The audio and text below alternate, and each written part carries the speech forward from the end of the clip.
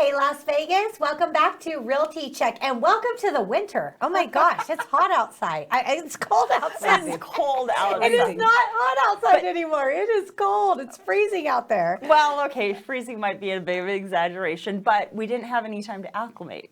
Yes, it just went from like 90 degrees yesterday to 50 60, degrees 50, today. what is Yeah. it? I don't know, but it's cold. 55 when I left my house this morning. Eek. Yes, very cold. So I'm your host, Trish Williams. Here's your local Las Vegas real estate news show. And I'm your co-host, Tiana Carroll, and today we are doing our community spotlight for the month of October, which we're super excited because we have Mandie Medford here from Hypnobirthing Las Vegas.com. Did I get it all in there? It felt like a mouthful. yeah. So, hi, Mandie. Welcome to the show. Thanks for having me.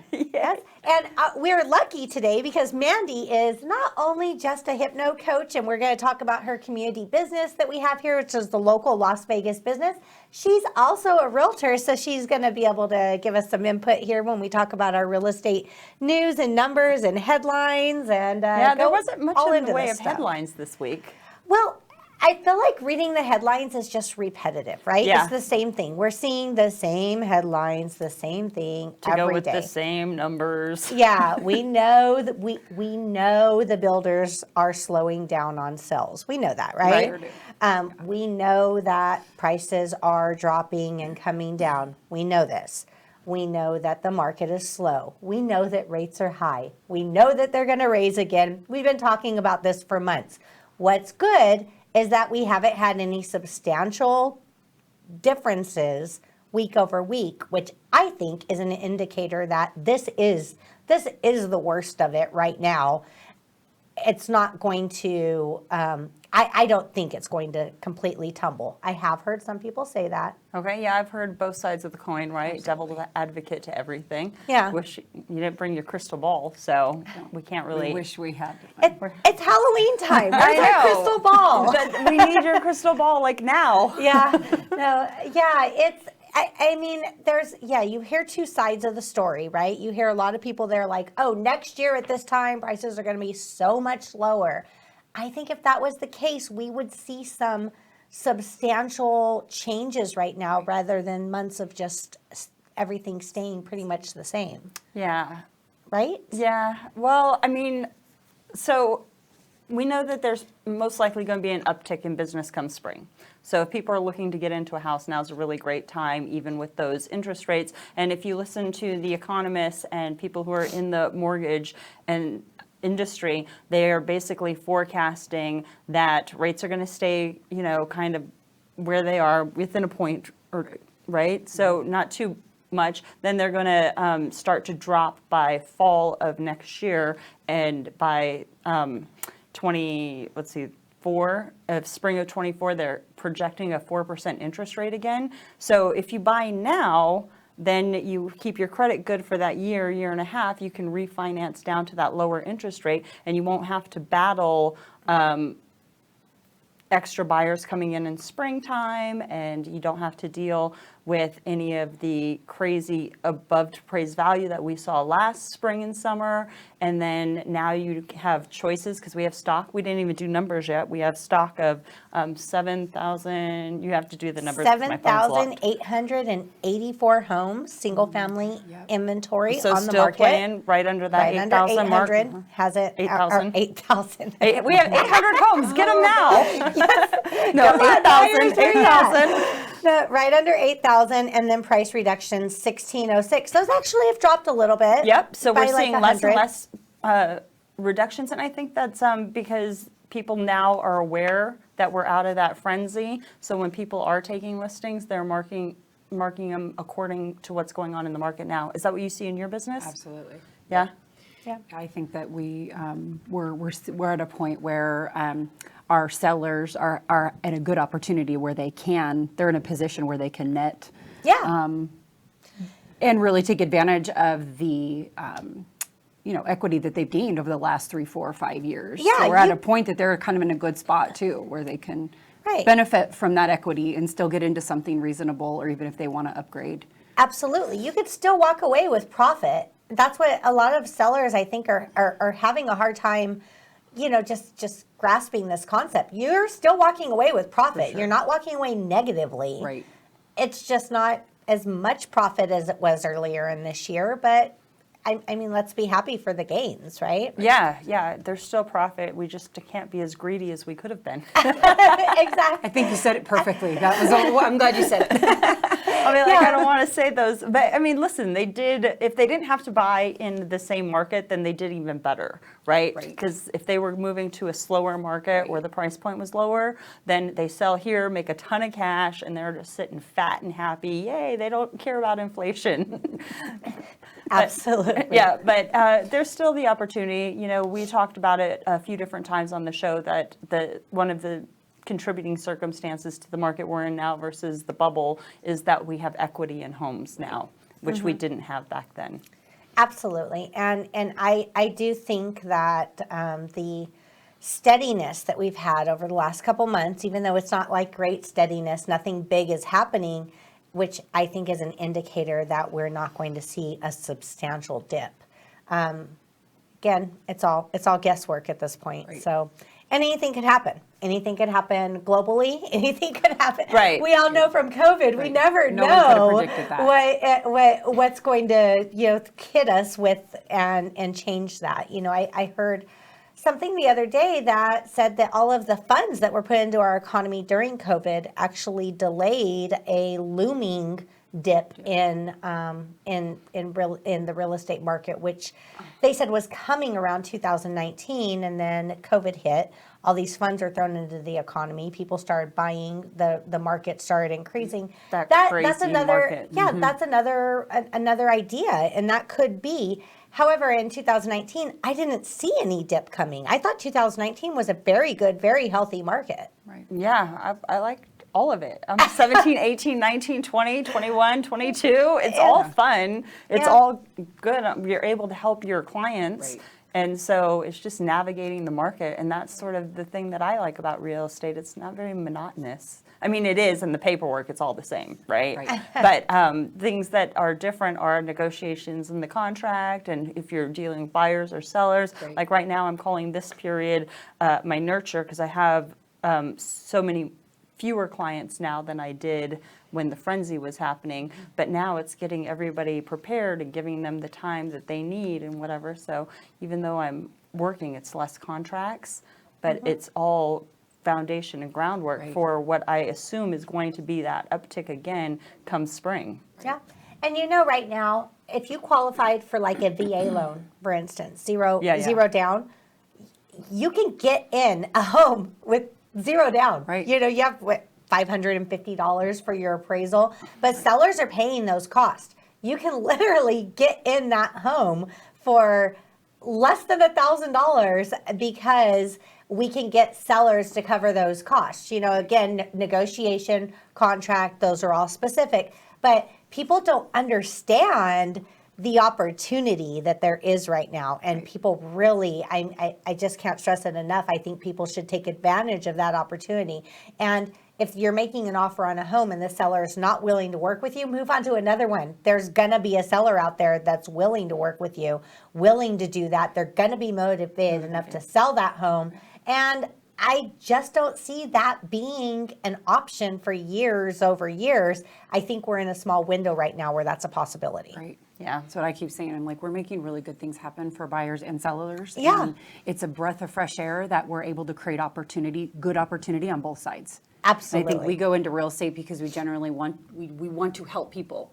We want to pass along a well-loved home to someone who's going to enjoy it, a place that they're going to be comfortable. And we were in that frenzy of, oh my gosh. Yeah. And now we're at a point where, at the end of the day, I feel like we come to the closing table and we have a lot of happy people. Yeah, because we all were able to negotiate effectively Yeah. on behalf of both sides. They're not like, It's what did I win-win. just do? Right. Oh, yeah, and when we're in those unbalanced markets, it's hard for us to really feel great about our job because one of our clients is always feeling like they're getting the short end of the stick. Right. But now we seem to have happy customers. Well, yeah, clients. sellers are glad that they just sold. Yep. And buyers are glad because they actually got a favorable deal. And again, another thing that someone had, put some numbers in front of me the other day. And prices the way that they were before versus where they are right now with the rates risen, the price difference you're looking at monthly payment is literally hundreds if there is a difference.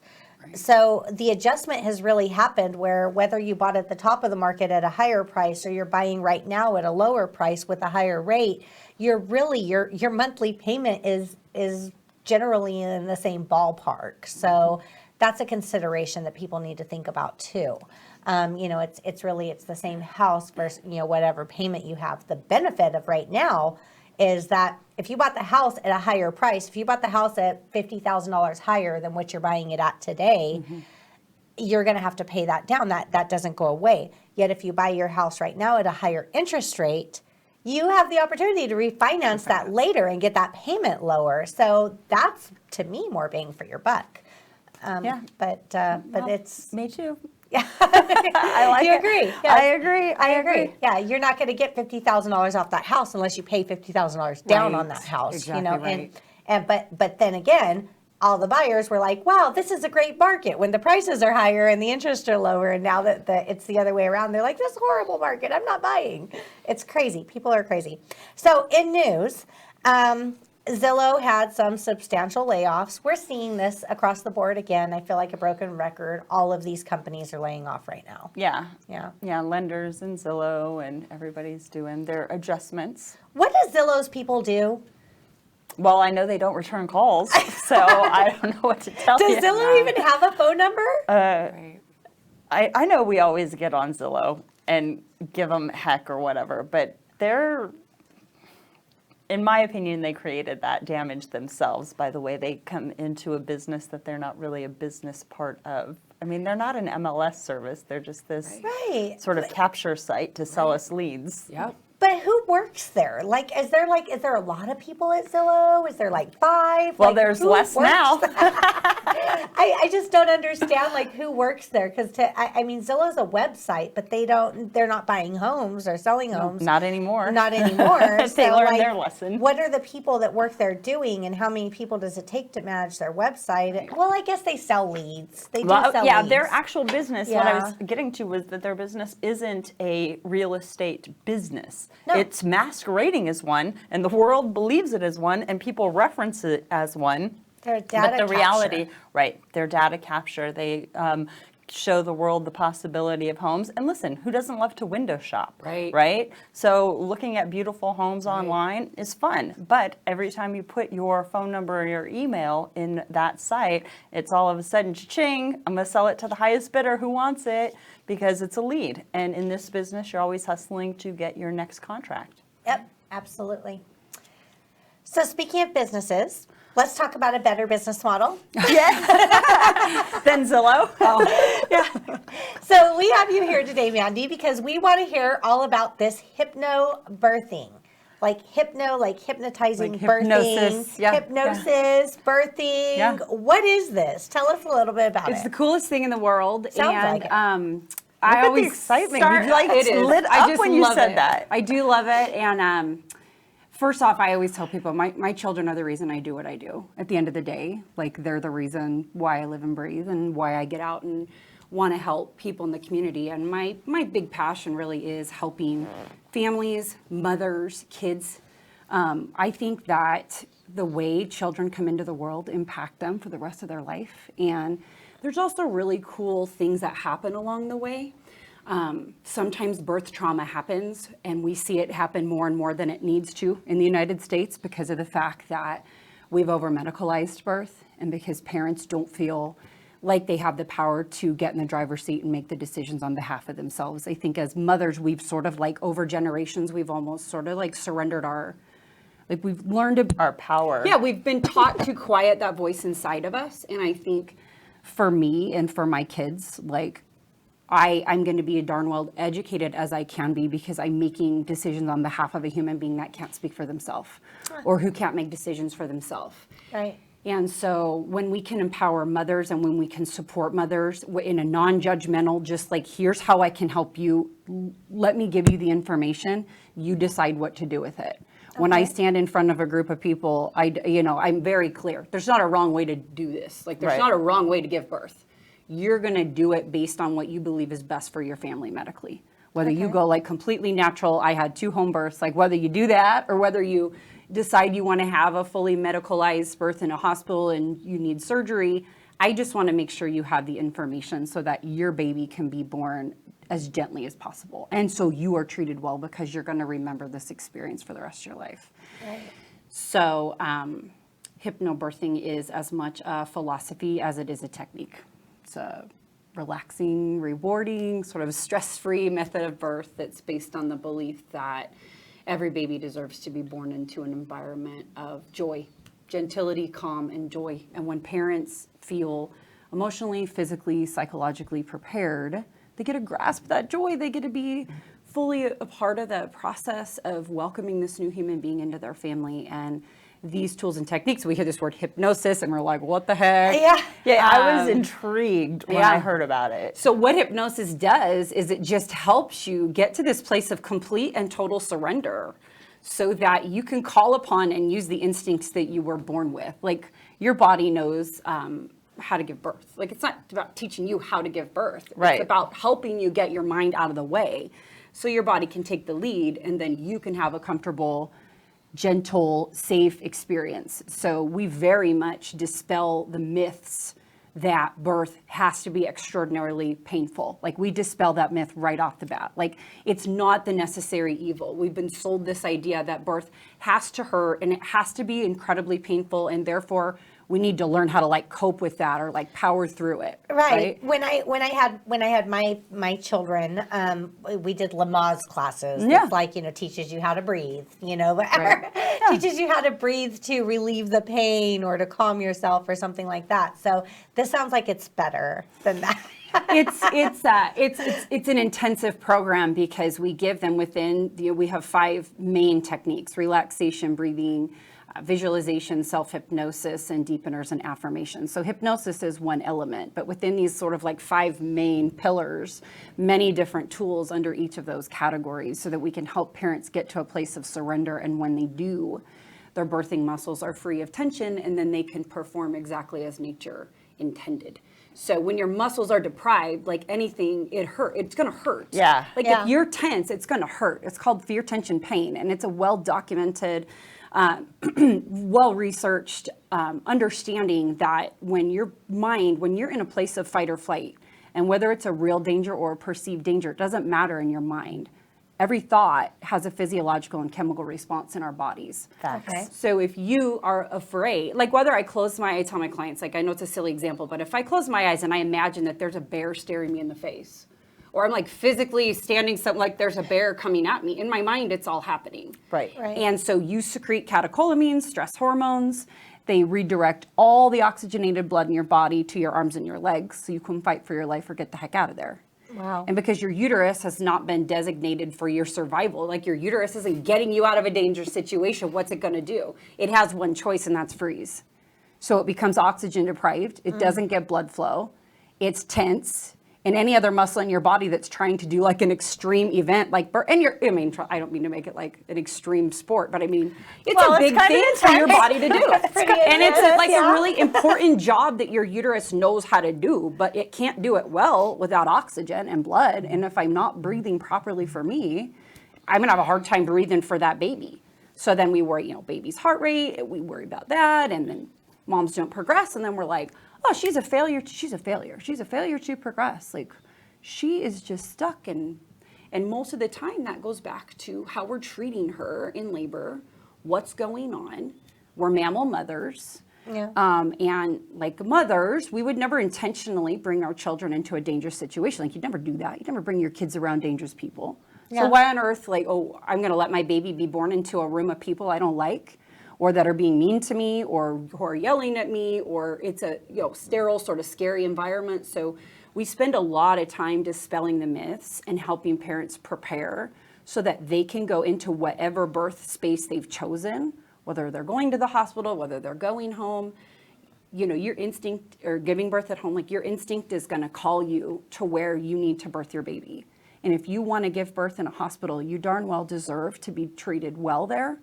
and to have your expectations and have your birth plan reasonably accommodated. So we help them understand how to politely communicate, organize that birth plan, what to expect when they get there, how to like bring all the amazing energy from home into the birth space. So we create beautiful labor spas, and we talk about how you can like bring all your stuff, and how do we just transfer the amazing energy for Mama Bear from her house into where she's going to birth her baby. Right. So like hospitals have this, you go there because you're sick, right? But like think about the labor and delivery wing of the hospitals where all the happy happens. Yeah. And so I tell parents, like, you're not walking in as a sick person needing rescue. Birth is not a medical event. It's a life experience. Right. We've normalized the medicalization of birth, but like 90 to 95% of the time when a healthy mom's carrying a healthy baby, she can expect, if she wants a healthy natural vaginal birth, like it's a reasonable expectation, but we have to support her emotionally or she won't be comfortable and it'll be harder.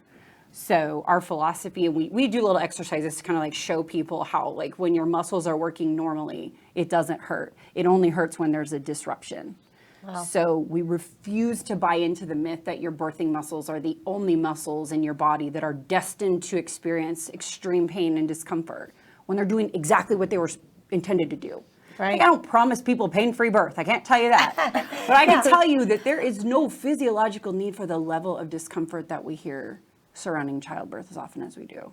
Wow. And so that's that's pretty amazing, and you always do hear, when you think about it, you just hear like pain and suffering, right? Yeah. No, I have a lot of people and friends and stories that I've heard where the pregnancy, the birth, everything was such a nightmare for them. Not for me. For me, it was magic. I loved it all. It was like, I felt so beautiful. I felt the most feminine and the most vibrant I ever felt when I was pregnant. Like, I'm creating life and my family's growing and what have you. So I didn't want to hear all of but however, I did cheat. I totally epiduraled out. Don't say that, cheat. You do what your instincts are calling you to do. And it's so cool because you communicate that to your child. Like, we want you. You're welcome. And they hear it. They know it. Again, this is scientifically, like, there's so much going on. But I mean, babies are having a real experience now. Yeah. Like, I didn't want any trauma. I was like, when they said, okay, you can have an epidural, I'm like, all right, let's do it. Awesome. Yeah, no, during the entire labor process, I had my family around me. We were talking, we were snacking. Welcomed with love. And that's what it's about, right? And like you make a conscious decision based on the information at hand. And that's what we try to help people understand. Like, please just treat me according to my own personal medical needs now, because in this amazing country we live in, when we actually do have a lot of medical technology available to us. Right. And thank God we do, because 5 to 10% of the time, birth truly medically needs help. And like, I'm grateful to God Almighty that we have what we have available to us. It's just like we've taken something that only needed help like this much of the time, and we jump in and try to fix it before there's anything broken. And when you start to try to tinker with a physiological process of the human body, the body sort of like takes itself out of the equation. Right. The more we try to fix it. Yeah. So. Now, how did you end up here? How did you get into this?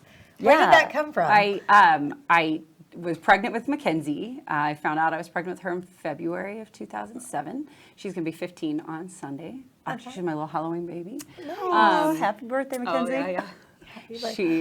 She's very proud of her accomplishments as of late. So, so she's gonna be 15. So when I found out I was pregnant with her, I was scared to death. I had been married for like 8 months or something, and I come from a huge Catholic family, and so of course, like, I'm the oldest of the grandkids. There's always kids around.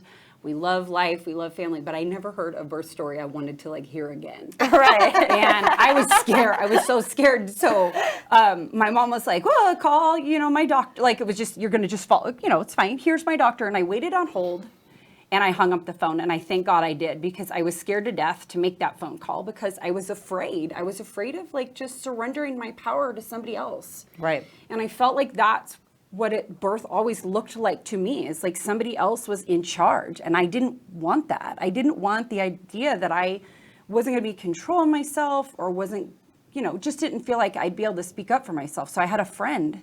My best friend, Anne, had a friend who became a friend of mine, and she had just had a natural home birth and did hypnobirthing. Oh. And so she like told this story of how she had her baby on her bathroom floor, and we were like, whoa, okay, who does that? But wow. Anyway, then I had 2 kids at home in a tub upstairs in my loft. But at that time, it was like, whoa. And so Missy said to me, Mandie, like, just take it one step at a time. She put me in touch with a hospital-based midwife, which was amazing for me because we got great care, but a more like human experience.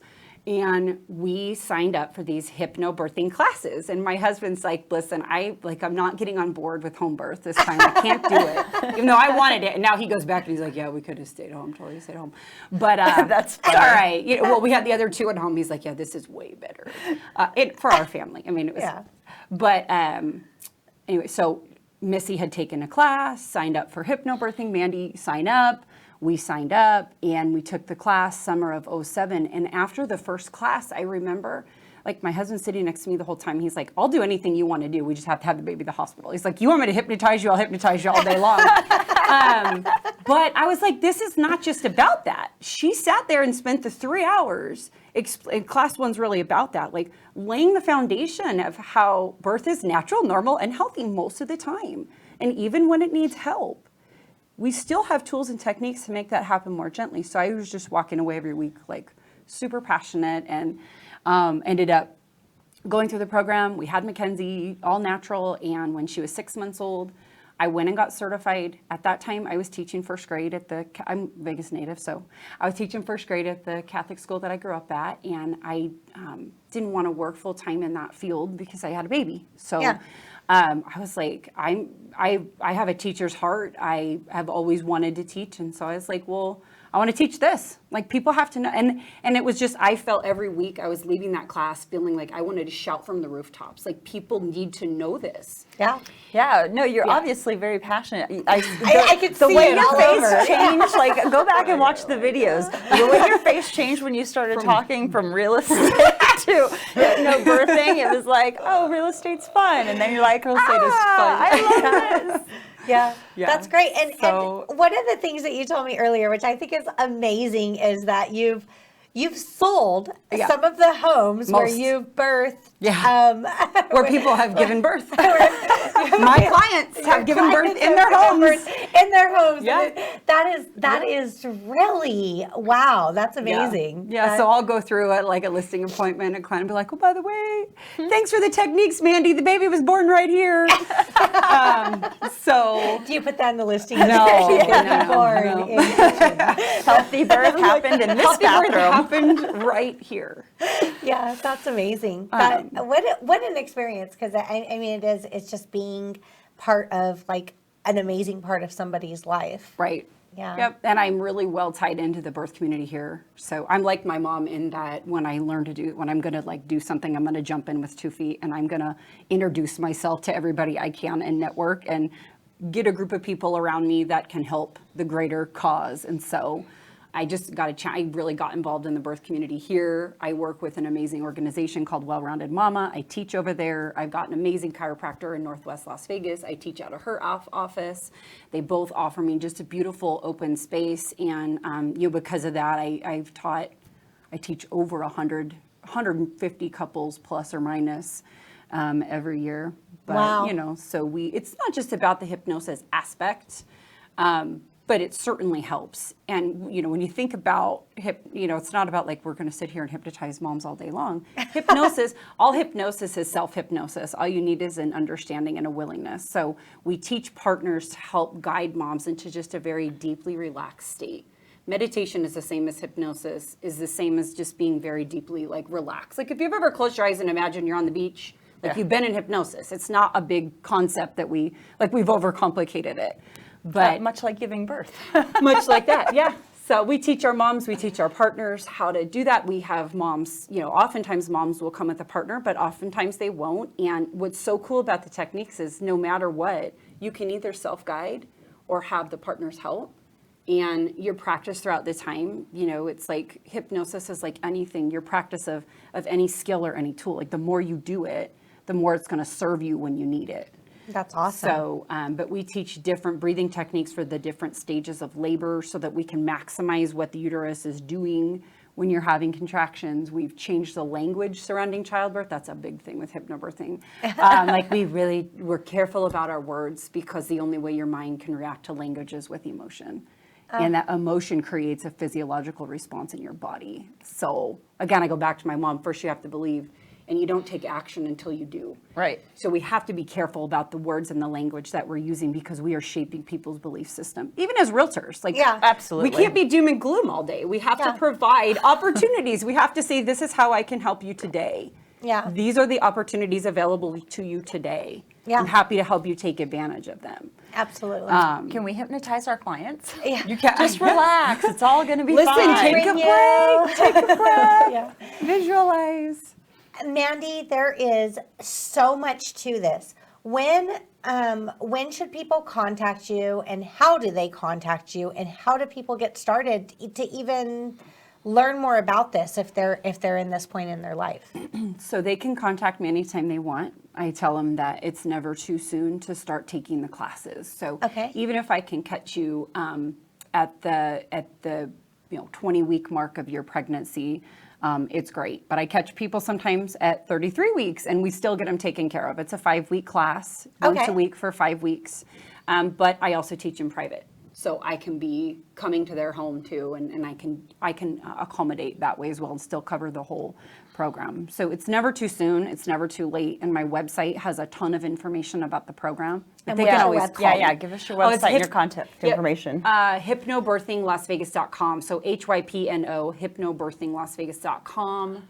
And they can call me. Should I give them my number? Yeah. It's Yeah. there. 702-385-3331. I'm also on Instagram at hypnobirthinglv if you ever want to contact me that way. And I think if you are looking to build a family, even if you're planning on, even if you're not pregnant yet, it's still a good time to Absolutely. set that up, correct? Sure, absolutely. If you're planning on building a family. Absolutely. And it feels like the techniques that you are teaching is going to benefit the mother and the family in the long run, even past birth, because I know there's been a few times where I wanted to take some heads off at my house, but I needed to like just breathe and take a beat and relax and be like, okay, this is how we're going to deal with it, and everybody's going to be alive at the end. Yay. I get that feedback a lot from my clients that, that when they're parenting the toddler, they're going back to their hypnobirthing. That's great. Breathing, that's great. their visualization. Learning better calming Coping techniques. tools, So yeah, that's wonderful. Hypnobirthing, Well, not just for childbirth. Right? Nope. Hypnosis for life.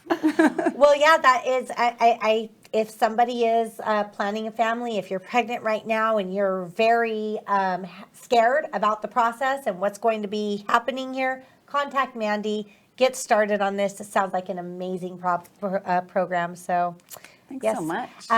And people out there, we are having a trunk or treat tomorrow at our Henderson office, October 28th, 6 p.m. to 9 p.m. Come out there and join us. Bring kids, free for the whole family. The address is 2230 Corporate Circle, Suite 250. It's the Keller Williams office. But we'll off be of in the Green Valley parking Parkway lot. in the You'll see us. 215. Yeah, you'll see us. There's a lot. There's a haunted house there. So please come out, say hi, bring your kids. Are you going to be there, Tiana? Yes-ish. Yes, It's possible. Well, I heard Corella DeVille's going to be there. so- Yeah. Corella DeVille's going to be there. Yeah, and Galinda will be there, so I will see you there. And are you coming? We're probably stopping by. We're All doing right. a big move this weekend. My sister and my children want to go to the Knights game. So we're going to work it all in. Work it all in. Come out and say hi, people. So it's a free event. We'll see you there. And if you're watching our show, like, comment, share, tell your friends about us, and we will see you next week. Yes, but if you need to get a hold of Trish or I, here's how we're going to do that. You're going to call me or text me at 702-379-9948. And Trish, how do they find you? 702-308-2878.